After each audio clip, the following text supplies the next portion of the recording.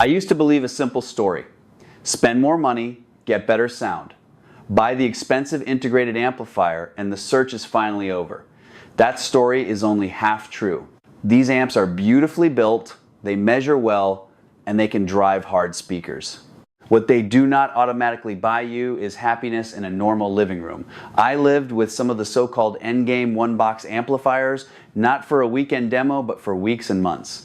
Today, I am going to walk you through what they actually cost, what the numbers really mean, and where the regret sneaks in after the honeymoon. If you are about to drop 5 figures because of a logo, blue meters, or a glowing review, watch this first. What the numbers actually mean. Before we name brands, 3 numbers show up on every spec sheet and they are easy to misunderstand.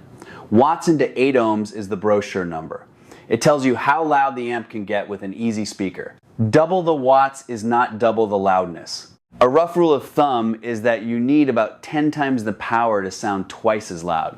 So 60 watts versus 200 watts is a real step, while 200 versus 350 is a smaller jump than the price difference suggests. Watts into 4 ohms and 2 ohms tell you whether the amp can keep pushing when the speaker gets hungry.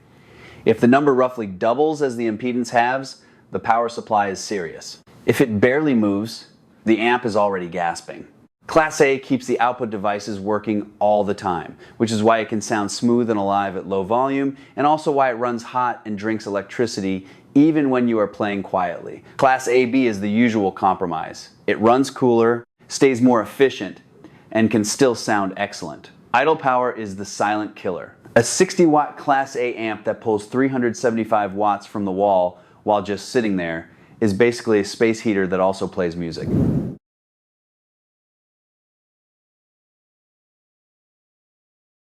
The McIntosh MA12000 sits around $15,000 to $16,000 in the US, give or take depending on the dealer and any package deals.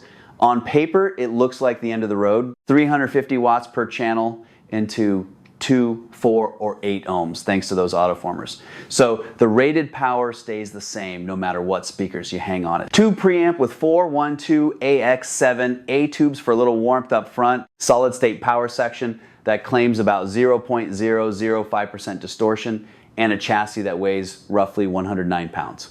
17 inputs, a built-in DAC module, MM and MC phono, an 8-band equalizer, and those famous blue meters that still make people stop and stare. If you only read the brochure, this is the amplifier that should finally shut the hobby up. Then you get it home. The first week is exactly what the marketing promised. Deep, authoritative bass, smooth, warm mid-range, treble that never bites. Everything sounds big, confident, and unmistakably McIntosh.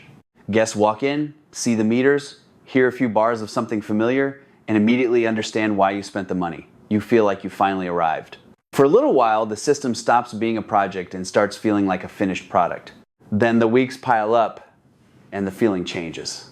It is still very good. That part never goes away. What goes away is the sense that something special is happening.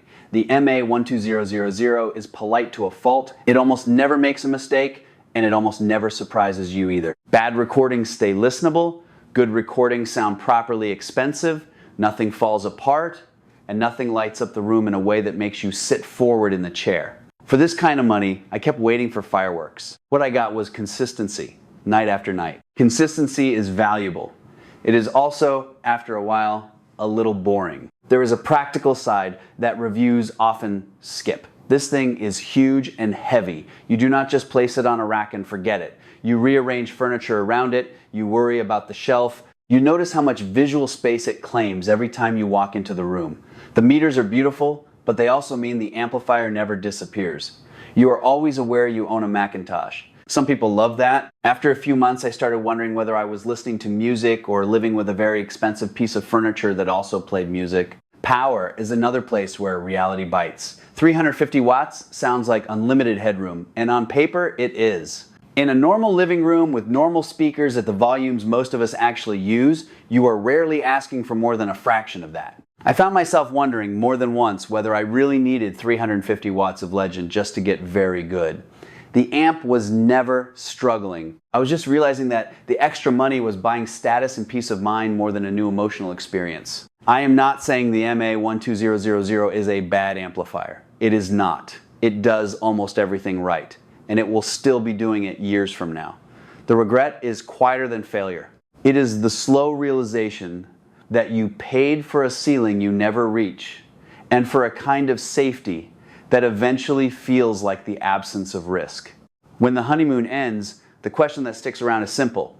Did I buy better sound, or did I mainly buy the comfort of knowing I bought the famous one? 2. Pass Labs INT-60. Beautiful tone, expensive heat. The Pass Labs INT-60 sits in a different corner of the high-end map. At roughly $10,000 to $11,000, it looks almost restrained next to the flashier flagships. Yet the numbers tell a more complicated story. 60 watts into 8 ohms, 120 into 4, with the first 30 watts running in pure Class A before the circuit eases into Class AB. It pulls about 375 watts from the wall even when it is barely playing music, runs near 53 degrees Celsius in normal use, and tips the scale at 93 pounds.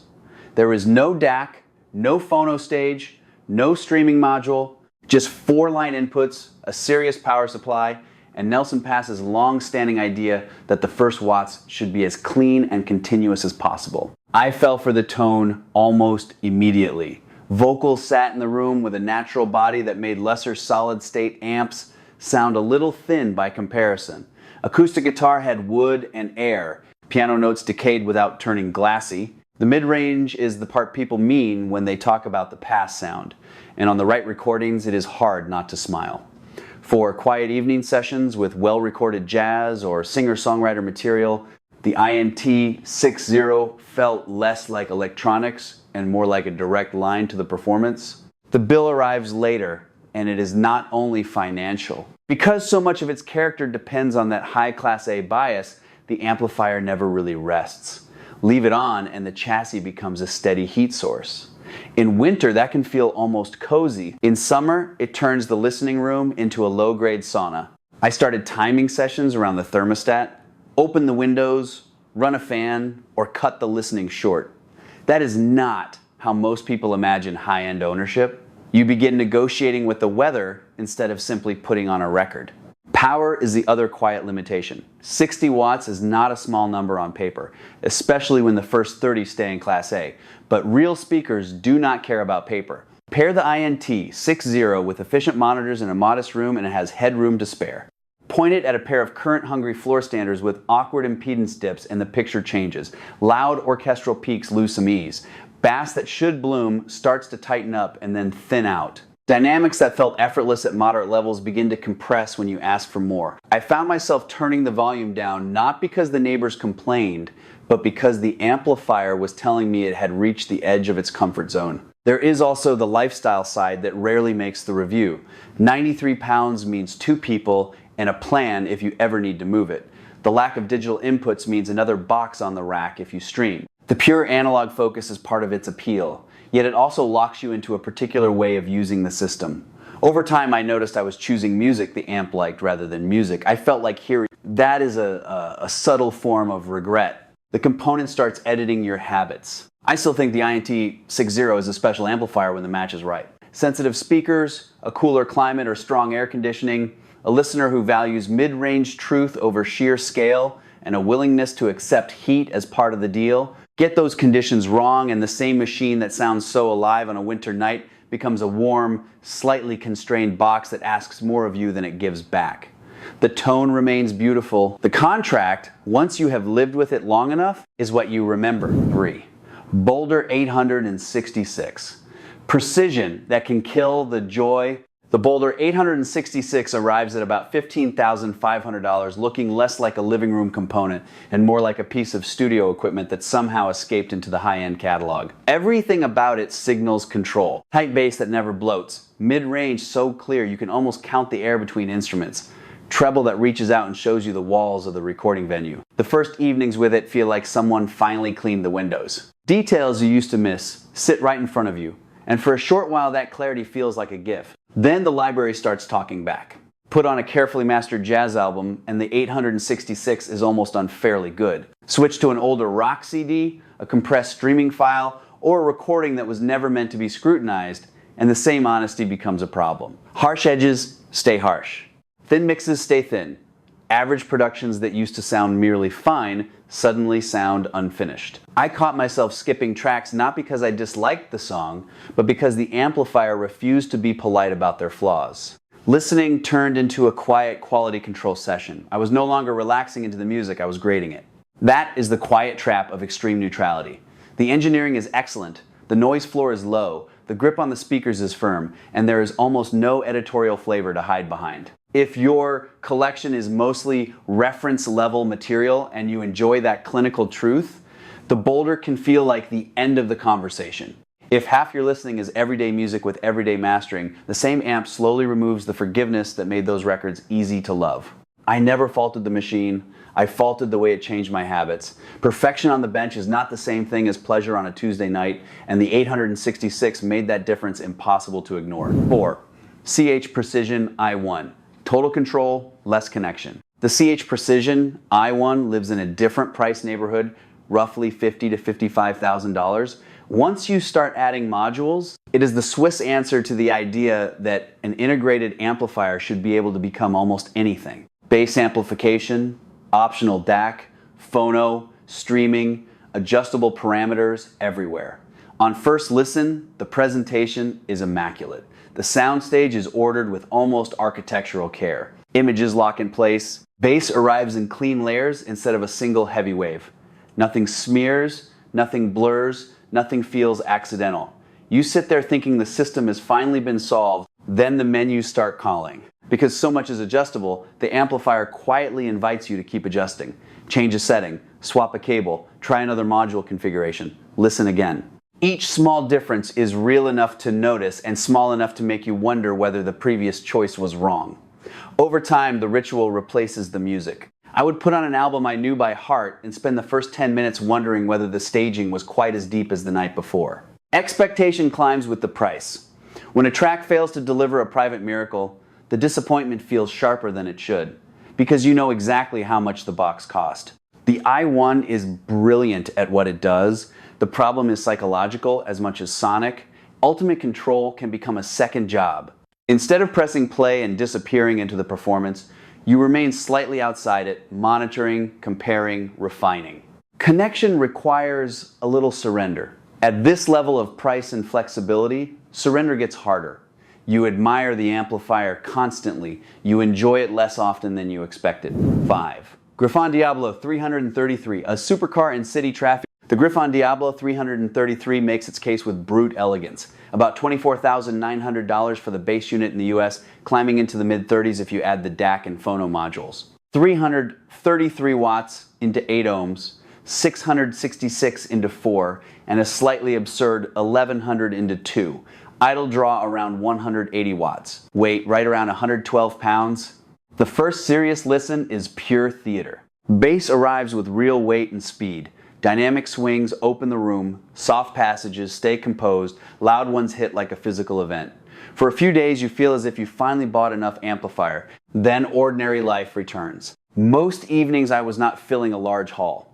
I was listening at normal living room levels, the kind of volume where conversation is still possible in the next room. At those levels, the Diablo 333 barely breaks a sweat. All that current and headroom sit there unused, like a high horsepower engine crawling through city traffic. When I did push it, the amp could take over the space completely, leaving a narrower sweet spot where power and ease still felt balanced. It also runs warm, asks for serious ventilation, and prefers speakers that can absorb the grip it applies without complaint. The regret was never that the Gryphon lacked performance. It has performance to spare. The regret was mismatch. In a large room with demanding loudspeakers, those wattage figures are meaningful tools. In a quieter home system, they become excess capacity you paid for and rarely need. Living with the Diablo 333 taught me a simple lesson. Buying the most powerful amplifier in the catalog is exciting on delivery day. Months later, the question becomes whether your actual habits ever asked for a fire hose, or whether a well-chosen garden hose would have done the job with less drama and less leftover capability sitting idle on the rack. 6. Dan D'Agostino Progression Integrated. The most honest regret. The Dan D'Agostino Progression Integrated starts around $20,950 and climbs near $30,000 when loaded with modules. It makes 200 watts into 8 ohms and 400 into 4, runs high bias class AB, and weighs about 57 pounds, which is actually manageable compared with the others. This one hurts the most because it really is excellent. Clean without being sterile, powerful without being crude, it drives real speakers with ease, and the reviews are not lying. The regret is pure perspective. After the honeymoon, the improvement over a strong integrated costing, half as much can feel surprisingly small. Quieter, yes. More composed when the mix gets dense, yes. Life-changing in a typical room and system, often no. That is when the uncomfortable question arrives. Did you buy sound or did you buy status? Fantastic hardware, but if the emotional wow does not scale with the money spent, the financial sacrifice starts echoing louder than the music. What actually ate the money? None of these amplifiers are scams. The trap is expecting a linear upgrade. Double the money does not double the pleasure. Heat is one of the things that actually ate my money. Class A and high bias designs need real airflow, 5 to 6 inches of clearance above them at minimum. A closed cabinet is an oven, and thermal protection is not a personality quirk. It is the amp saving itself. Matching matters just as much. 350 watts into an easy 90 decibel speaker in a small room is overkill. 60 watts into an 85 decibel speaker with nasty impedance dips is a fight. Buy for your speakers, not a forum speakers. The room itself can swallow expensive upgrades. A modest amp in a treated room often beats a $25,000 amp in a reflective glass box because extra bass from a huge amplifier just makes a bad room mode louder. Diminishing returns are real. From $1,000 to $4,000, you hear the difference easily.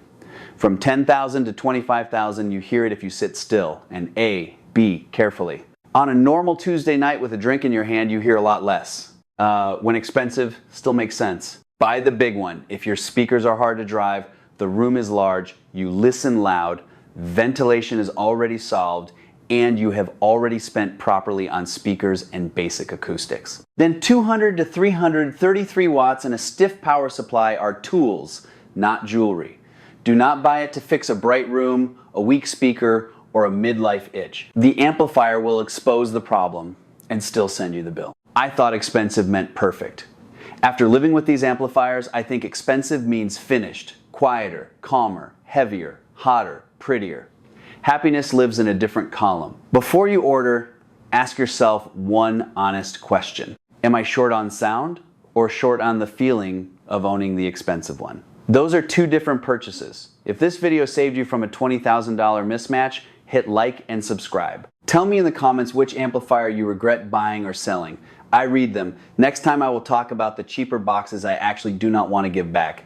Play a record you loved 5 years ago. If you cannot remember which amp was in the rack that night, that is your answer. Thanks for watching.